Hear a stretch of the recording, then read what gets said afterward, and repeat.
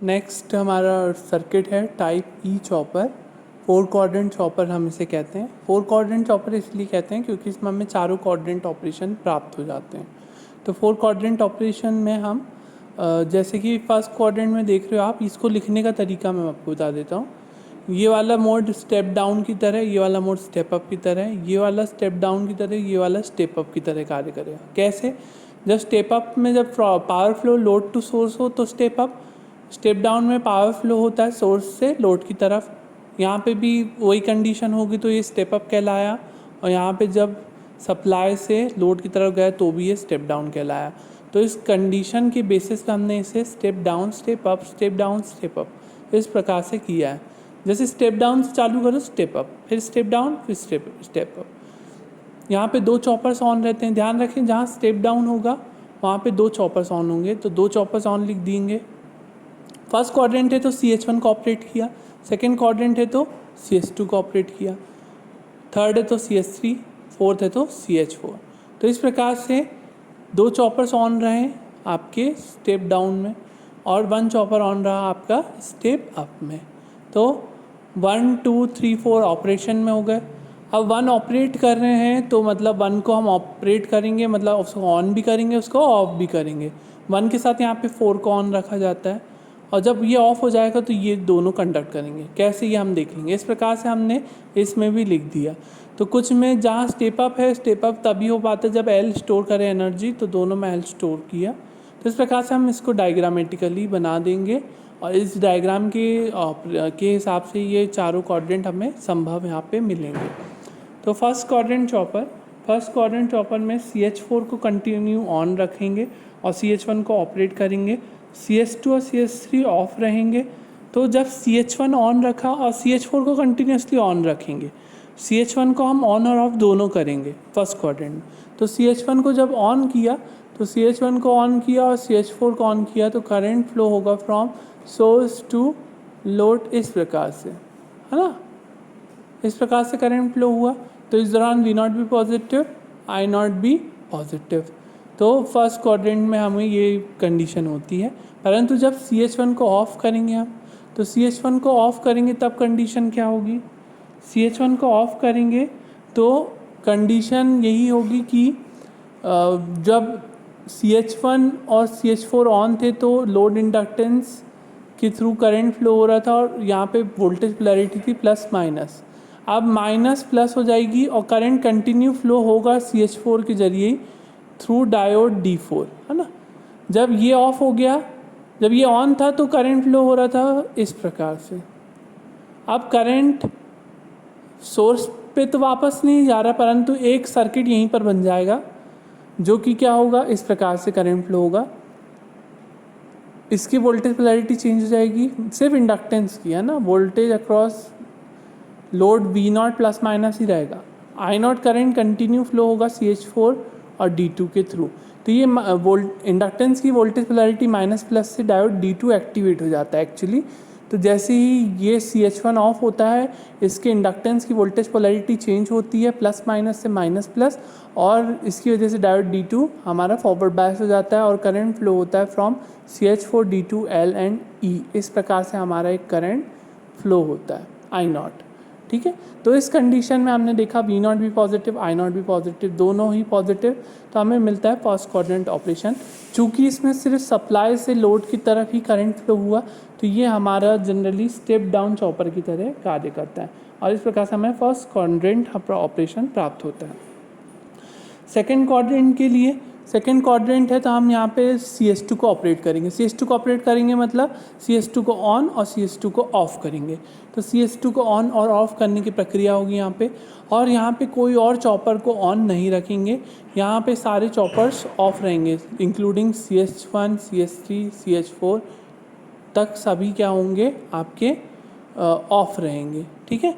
तो ये ऑफ रहेंगे, इसके कारण से CS2 बस ऑन है। तो CS2 जब सिर्फ ऑन है तो करंट तो देखो CS2 सोर्स से CS2 की तरफ आ ही नहीं सकता, है ना, कहीं से नहीं आ सकता। तो उस केस में क्या होगा, EMF E जो होगा लोड का, जो कि बैटरी की वजह से या DC मोटर की वजह से होगा, तो EMF E करंट फ्लो कराएगा फ्रॉम CS2, और अब देखो कौन सा किससे वापस जा सकता है D4 के पास, लोड के पास D4 के थ्रू ही वापस जा सकता है। देखो करंट यहाँ से शुरू हुआ तो यहाँ पे ख़त्म होना चाहिए, तो यहाँ से शुरू हुआ तो CS2 ऑन हुआ तो D4 eight once negative polarity की वजह से कंडक्ट करने लगेगा, क्योंकि ये भी ऑफ है, ये भी ऑफ है, ये भी ऑफ है, सिर्फ ये ऑन है। तो EMF E करंट डिराइव करेगा from CS2 D4 and back to E। ठीक है, तो इस तरीके से करंट फ्लो होगा जब CS2 ऑन।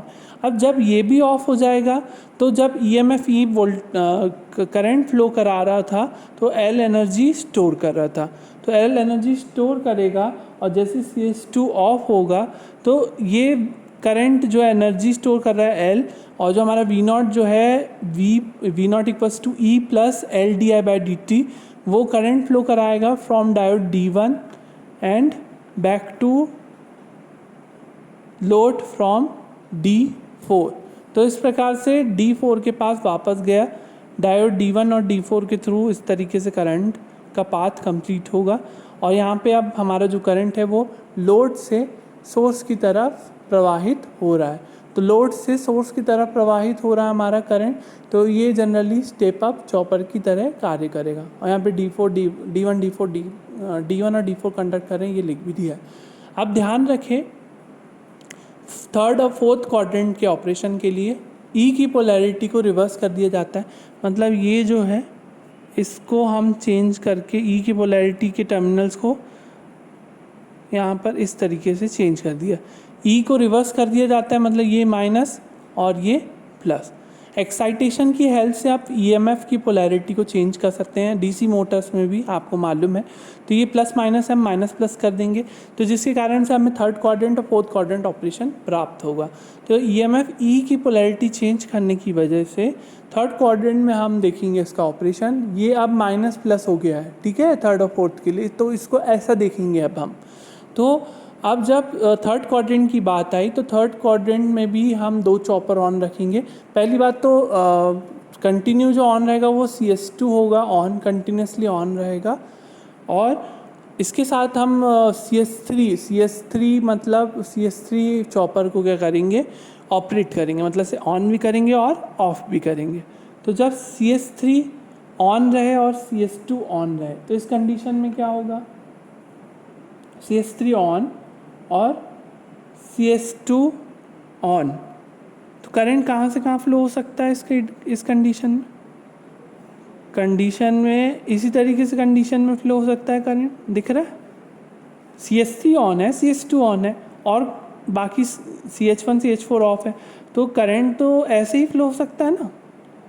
तो EMF की पोलैरिटी चेंज कर दी और प्लस टर्मिनल में ही करंट एंटर कर रहा है, तो पावर सप्लाई जो हो रही है वो फ्रॉम सोर्स टू लोड ही हो रही है। देखो सोर्स से लोड की तरफ हो रही है, ऐसा थोड़ी ना हो रहा है।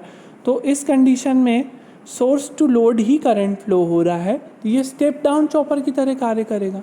और जब CS3 ऑन रहा तो CS2 भी ऑन रहा, और जब CS3 को अब हम ऑफ कर देंगे तो अब क्या होगा, CS3 को जब हम ऑफ कर देंगे तो CS2 D4 कंडक्ट करेंगे, क्योंकि CS2 तो कंटिन्यू ऑन है, ये ऑफ कर दिए तो CS2 और D4 कंडक्ट करेंगे। D4 कहाँ है, ये है ना। तो CS2 और D4 कंडक्ट करेंगे तो करंट कैसे फ्लो होगा, करंट इस प्रकार से फ्लो होगा, क्योंकि जब ऐसे करंट फ्लो हो रहा था मतलब CS3 और CS2 के थ्रू, तब इंडक्टेंस एनर्जी स्टोर कर रहा था, है ना। और क्या बोलते वो उसकी वोल्टेज पोलैरिटी क्या थी, माइनस प्लस। अब वो चेंज होकर क्या जाएगी, ये प्लस ये माइनस, तो ये माइनस D4 का एक्टिवेट कर देगा और करंट फ्लो कैसा होगा, from L CS2 D4 and back to load, इस प्रकार से करंट फ्लो होगा। तो इस कंडीशन में आप देख रहे हैं जब CS3 और CS2 ऑन थे तो करंट जो है वो अपोजिट डायरेक्शन में फ्लो हुआ। I0 हमने ऐसा माना है ना, I0 लेकिन ऐसा आ रहा है तो I0 नेगेटिव, ठीक है। और E की पोलैरिटी भी रिवर्स कर दी आपने, और सोर्स वोल्टेज इस प्रकार से हो रहा है तो V0 भी क्या हो गया, नेगेटिव, E भी नेगेटिव और I0 भी इस प्रकार से आ रहा है तो V0 भी हमारा नेगेटिव, I0 भी हमारा नेगेटिव। जब CS3 ऑन रहा तब भी, और जब CS3 ऑफ रहा तब भी हमारे करंट तब भी नेगेटिव रहा, और V0 वोल्टेज तब भी हमारा नेगेटिव ही रहा। तो दोनों ही कंडीशन में V0 और I0 क्या रहे, नेगेटिव, जिसकी वजह से हमें कौन सा क्वाड्रेंट ऑपरेशन मिलेगा, थर्ड क्वाड्रेंट ऑपरेशन। अब हम आगे बढ़ते हैं फोर्थ क्वाड्रेंट में। फोर्थ क्वाड्रेंट में भी EMF E की पोलैरिटी रिवर्स होगी, माइनस प्लस ही रहेगा, और हम यहाँ पे CH4 को ऑपरेट करेंगे। बाकी CH1, CH2, CH3 तीनों ऑफ रहेंगे, सिर्फ हम CH4 को ऑपरेट करेंगे। अब EMF की पोलैरिटी ऐसी है ना, तो CH4 ऑन रहेगा तो EMF E करंट फ्लो कराएगा, है ना, EMF E करंट फ्लो कराएगा from CH4 and diode D2, है ना। CH4 और D2 कंडक्ट करेंगे और EMF E करंट फ्लो कराएगा, जिसके दौरान L जो है क्या करेगा, एनर्जी स्टोर करेगा, और V0 की वैल्यू E प्लस LdI/dt हो जाएगी। ठीक है, V0 अभी भी नेगेटिव है क्योंकि E की पोलैरिटी रिवर्स है, और जिसकी वजह से V0 क्या हो गया, नेगेटिव हो गया। V0 को नेगेटिव करने के लिए हमने E की पोलैरिटी को रिवर्स किया, तो V0 अभी भी नेगेटिव है। करंट जो है, लेकिन करंट जो है देखो वो नेगेटिव नहीं है, करंट इसी डायरेक्शन में फ्लो हो रहा है। तो V0 नेगेटिव, V0 नेगेटिव है, करंट पॉजिटिव। ये ऐसा कब होता है, फोर्थ क्वाड्रेंट में ही हो सकता है। तो जब CH4 को ऑन किया तो अब दोनों V0 हमारा नेगेटिव और I0 हमारा पॉजिटिव रहा। अब हम CH4 को अगर ऑफ भी कर देते हैं तो हमारा करंट कैसे फ्लो होगा, I0 लिखा हुआ है मैंने, D2 D3, है ना। तो D2 और D3 से करंट कहाँ जाएगा बताओ, करंट जाएगा सोर्स के पास, इस प्रकार से ये ऐसा जाके ऐसा होकर इस प्रकार से हमारा करंट फ्लो हो रहा है। तो from load to source power flow हो रहा है, तो ये हम जनरली स्टेप अप चॉपर की तरह कार्य करेगा। तो इस तरह से हमें चारों क्वाड्रेंट ऑफ ऑपरेशन प्राप्त होते हैं टाइप ई चॉपर से, और इसका यूज़ हम फेमसली जो करते हैं डीसी मोटर की स्पीड कंट्रोल के लिए करते हैं। तो ये सर्किट को हम दोबारा पढ़ेंगे मोटर के टर्म्स में 5th चैप्टर में। इसकी एप्लीकेशन जनरली वही है 4 क्वाड्रेंट चॉपर ड्राइव्स में, डीसी मोटर ड्राइव्स में।